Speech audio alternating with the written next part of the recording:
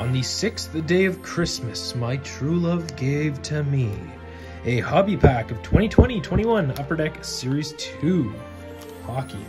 So let us see what we can get. We've had some pretty good luck in the first 5 days leading up to Christmas.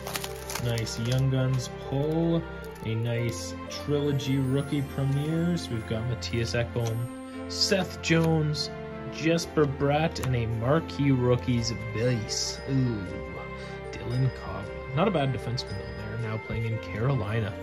Dylan Coghlan, the marquee rookies. Justin Hall, Ryan Graves, Drake Batherson, and Tyler Johnson. Well, that wraps up day number 6. We are now halfway through the 12 days of Christmas. Believe it or not, 6 more days until it's virtually Christmas. So thank you everyone for watching. We'll see you again soon. Goodbye for now.